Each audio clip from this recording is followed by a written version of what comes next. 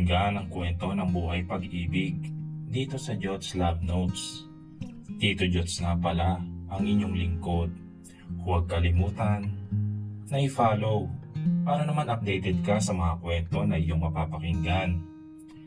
Ang pagpapatuloy ng ating kwento. Naku, oo nga pala. Yung cellphone ko, hindi pa na ibabalik ng malilimuting doktor na ito. Sandali, Doc Ivan.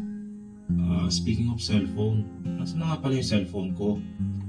Sandali. Sabi nito at parang may dinudukot sa kanyang pantalon. Teka, huwag mo sabihin na nawawala ang cellphone ko. O baka naman hindi mo talaga nadala. Ano ba naman yan? Napahinto ako sa pagsasalita nang bigla nitong inilabas ang hawak na cellphone ko at binigay sa akin. Ayan o. Ang dami kasi kagad sinasabi eh. Naku, mukhang kawawa magiging anak natin ito sa'yo. Konting mali lang. Ay naku. Sagot nito at napasinghap pa. Hoy, ano sinasabi mong konting mali ha? Dami-dami mo sinasabi ha? Saad ko at dinuro-duro ito. Okay, I'm sorry. Sagot nito at ngumiti bago inalis ang kamay ko na nakaduro dito. Natahimik na lang ako nang ma-realize ko na mali pala ako at nakakahiya sa ginawa ko. Ano ba naman yan? Hindi na ako nag-ingay pa at tumingin na lang kay Trixie na abala sa paglalaro at nakatakip sa taingang isang kamay. Aba, ikaw ha Trixie ha, may patakip-takip ka pa ng tenga ha? Saad ko at kinikiliti pa si Trixie. Todo halakak naman ang bata. Stop that, Karina. Baka sumakit naman ang tiyan ni Trixie kakatawa.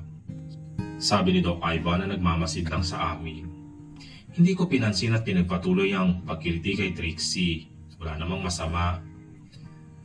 Nakaka-istorbo ba ako sa sweet moment nyo? Sabay-sabay kaming napalingon sa pinanggalingan ng boses na yun. Laking gulat ko sa nakita.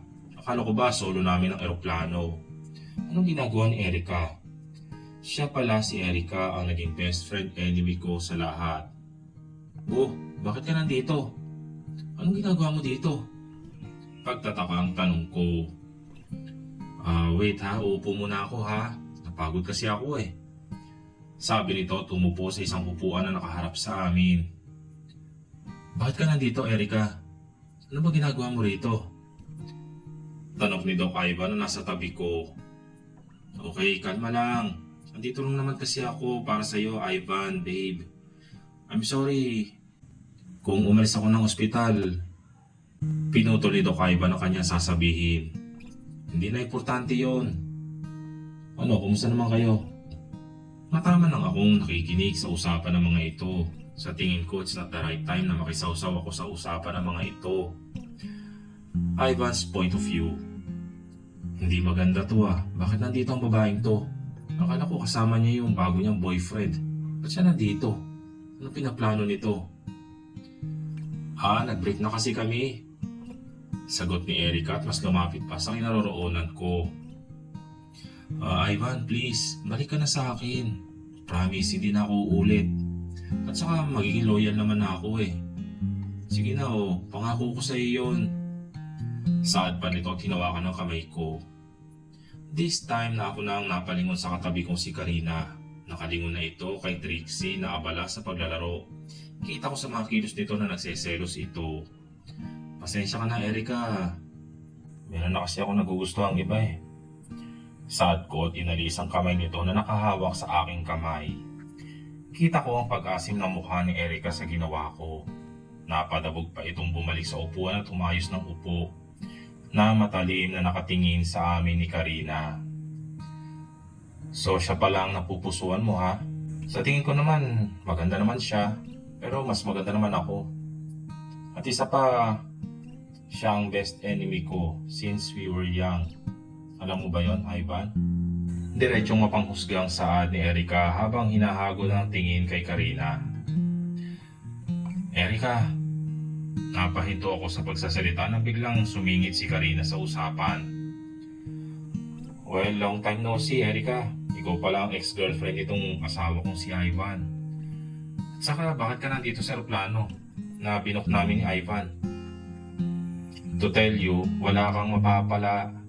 At saka hindi ka invited sa bakasyon namin, no? Mataray na sa ni Karina na nasa tabi ko. Muntik pa ako matawa sa katarayan nito. Palaban din. Nang lingunin ko si Erica ay kita naman ang pagkapikon sa mukha nito. Ang asim na kung tumingin. Ikaw? Saad ni Erica at kinuha ang base na nasa tabi ko. Ano? Nalaban ka ha? Wala kang karapatang saktan ako. At saka wala naman akong ginagawang masama sa'yo ha. Ganyan talaga ang mga pikon. Nawawala na sa sarili. At saka huwag kang mag-alala tungkol kay Doc Ivan. Kasi iingatan ko siya. At saka masaya naman siya sa akin eh. Pataray na sagot ni Karina at kinuha ang aking kamay. Nandito ko kasi gusto kong makita si Ivan. At ikaw walang hiya ka, nandito ka rin? Nakakainis kang babae ka ha. Noon pa talaga, mga agaw ka na eh. Lahat na lang inaagaw mo. Galit na sigaw ni Erica na sa tingin ko nga ay dinig sa buong kalawakan. Siyempre, deserve ko naman lahat no. At saka hindi ko inagawa, usa lang talaga dumarating sa akin. Diba babe? Honey, mahal ko. Sabi ni Karina at nagpakyut pa na tumingin sa akin. Niyakap pa ako nito sa liig. Ay oo, tama ka babe. Oo, mahal ko. Sagot ko naman at kaagad na umiwas ng tingin. Baka anytime, ano pang magawa ko at mahalikat ko si Karina. Isa pa, baka pagalitan na naman niya ako at hindi na naman ako humingi ng permiso. Si Trixie ay chill lang sa unahan. Wala itong naririnig na sigawan kasi naka-headphone at abala sa panonood. Naamoy ko ang hininga ni Karina at hindi ko may de-deny na napakabango na. At hindi ko may de-deny na napakabango ng hininga niya talaga. Nakakaakit. At hindi ko may de-deny na araw-araw nakasama ko siya ay parang ang saya-saya ko talaga. Ngayon lang ako nakaramdam ng ganito. Napabulyaw na sigaw si Erica sa amin at umalis na sa harap namin sa inis ng nakikita niya. O teka lang, pagpigil ni Karina kay Erica at lumayo sa akin. Bakit? Ano pa bang kailangan mo? Pabulyaw na sagot ni Erica. Wala naman, ang gusto ko lang sabihin na you deserve it. Buti nga sa'yo. At kung gusto mo tumalon, okay lang. Sige na, umalis ka na. Ipinagwalang bahala na ni Karina at bumalik na sa aking tabi. Si Erica naman ay diretso lang sa CR. Hindi ko alam kung anong ginagawa nito doon. Nilingon ko si Karina at tawang-tawa pa ito sa ginawa. Nagawa pa akong paluin. Oo, kalma. Maya-maya lang nandun na tayo. Sabi ko at hinawakan ito sa balikat. Sa gulat ko ay winaksin ito ang kamay ko. Bakit? May problema ba? Pahabol na tanong ko. Bakit nandito si Erica? Yung ba yung ex mo ha?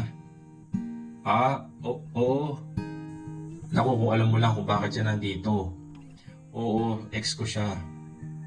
Sa kanya ko sana ipapaturok yung gatas ko kaso tumakas siya. So ibig sabihin nun, hindi niya ako mahal. Yung sa'yo naman, nagkataon naman na naiturok ni Nurse Abby. Paliwanag ko rito. Pero hindi pa rin ito nagpakabog at mas isiniksik ang sarili sa gilid. Kapag hawakan ko ay winawaksin nito ang kamay ko. Parang kanina lang napaka-okay nito. Pero ngayon ay nag-iba ang ugali niya. I'm not telling na baliw si Karina pero hindi ko alam. Paiba-iba na lang ang mood nito. Siguro parte ito ng pagbubuntis niya. So ayaw mo kong kausapin Okay lang. Saad ko tumayos ng upo pero hindi ko pa rin maiwasan na lumingon dito. Baka kung ano ng problema Siguro kailangan lang niya ng pahinga. Mag-isang oras na pero di pa rin si Karina gumagalaw. Kaya mas minabuti ko na galawin ito at tulog na tulog nga ito. Umihilik pa. Kaya napailing na lang ako at inayos ito sa kanyang pagkakaupo. Ang jacket na suot ko ay pinasuot ko sa kanya. Baka malamigan siya at naka-on pa naman ang aircon. Pagkatapos ko siyang ayusin sa pagkakahiga ay umayos na din ako ng higa. Si Erica nasa likod lang namin at alam ko ay masama ang tingin nito sa amin. Simula pa man noong kami ay napakasungit na nito. Masama ang ugali nito sa lahat, pati sa nanay ko. Pero sa lola ko ang pinakita niya ay puro kaplastikan. Hindi Hindi ko na yun pinansin at tumayos na rin sa pagkakaupot para makapagpahinga na rin bago kami lumapag. Karina's point of view. Nagising ako nang may gumalaw sa tabi ko na pilit sumisiksik sa akin. Idinilat ko ang mata ko at nakita si Trixie na sumiksik sa akin. Umayos ako ng upo at hinarap ito. Ngayon ko lang napansin na may suot na pala akong jacket. Sinuri ko mabuti at napag-alaman ko na kay Ivan to. Nang lingunin ko si Ivan ay tulog na tulog ito. Tinanggal ko ang jacket na suot ko at ibinalik kay Ivan. Inayos ko din ang pagkakahiga nito. Si Trixie naman ay umayos din ang higa sa tabi ko. Sana all sweet, pero kanina hindi mo siya makukuha sa akin. Nang lingunin ko nagsalita ay doon ko napansin na nandun pala si Erica at masama ang tingin sa akin. Halika na Trixie, matulog na tayo. At maya-maya lang nandun na tayo. Sabi ko at hinimas ang pisngi ni Trixie. Nilingon muna ni Trixie si Erica na nasa likod at humarap sa akin. Umiti, tila alam ang pagkakahulugan ng sinabi ko sa kanya. Sige po tita. Bibong sagot ni Trixie at pumikit na. Pumikit na rin ako para matulog na. At mga ilang oras na lang nandun na kami sa Hawaii. Tita, we're here na. Nagising ako sa bigla nang may parang yumugyug sa akin at tumatawag sa akin. Iminulat ko ang mga mata ko at nakita si Trixie na nakatayo sa harap ko at nakangiti ng todo. Nang lumingon ako sa tabi ko ay hindi ko na nakita si Ivan. Nang inilibot ko ang aking paningin ay nasa kwarto na ako. Trixie, asan si Doc Ivan? Nasa CR lang po, naligo tita. Nandito na tayo tita, puntahan na natin sila mama, lolo at lola, pati si papa. Saad ni Trixie at hinilan dito ang kamay ko. Trixie, wait lang. Antayin natin si Doc Ivan hanggang sa matapos na siya sa paliligo. Saad ko tumayo na. Teka, saan ba naligo si Doc? Doon po sa CR. Saad ni Trixie at itinuro ang isang kubo. Trixie, nasan si Erica? Tanong ko rito, dali-daling inayos ang sarili. Kanina po kasama siya ni Tito. Saad ni Trixie at nagtataka na tumingin sa akin. Totoo ba ang naiisip ko? Naku, wag naman sana. Kaya dali-dali ako lumabas ng kubo at tumakbo papunta sa kubo na sinasabi ni Trixie na kung saan naliligo daw si Doc Ivan habang si Trixie naman ay umupo na sa kama at nahiga. Wag naman sanang kasama nito si Erica. Dahil ko pa ang isang asawa na sinugod ang asawang nangangabit. Erica, Doc Ivan, nandiyan pa ba kayong dalawa? Napahinto ako sa pagsasalita nang binuksan ko na ang pinto at nakita si Doc Ivan. Nawala sa plot. Mabuti na lang talaga at nakaboxer ito. Dito na ako napatakip sa aking bibig. Ivan's point of view.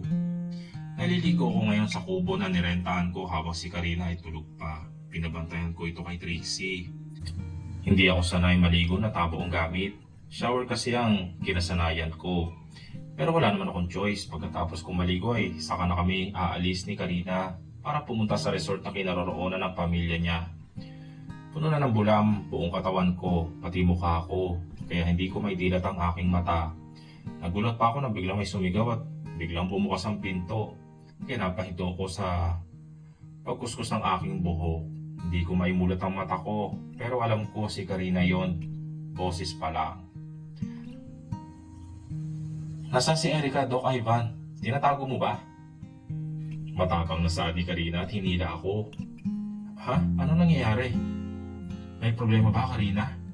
Tanong ko at pinahira ng bula na nasa mata ko at iminulat ko ang aking mata. Si Erica, nasaan? Huwag mo sabing tinatago mo sa akin, ha? Saad ni Karina at tinulak ako. Pero kung akala niya ako lang matutumba, ay isasama ko siya. Hinawakan ko din ang kamay niya at sabay kami na bumagsak. Napaaray ako sa sakit at tumama likod ko sa sahig. Niyakap ko si Karina. Kaya dikit na dikit ang mga katawan namin. Dahil basa ako, kaya nababasa na rin ito. Tila na estatwa naman ito at nakapatong sa akin. Tinanggal ko ang kamay ko na nakahawak dito at pinuwesto yon sa aking ulo at pinagmamasdan ko ito. Ano, gusto mo bang mag-shower kasama ako, Karina? Si Erica wala na dito, pinauwi ko na, kasama ng piloto. Patawa-tawa kong saad. At tila natauhan si Karina at kaagad na tumayo. Lumayo sa akin kaya tumayo na rin ako at umayos. Lumapit ako sa kanya at napatras naman ito hanggang sa makorner ito at wala nang maaatrasan. Itutuloy ang susunod na kabanata ng ating kwento.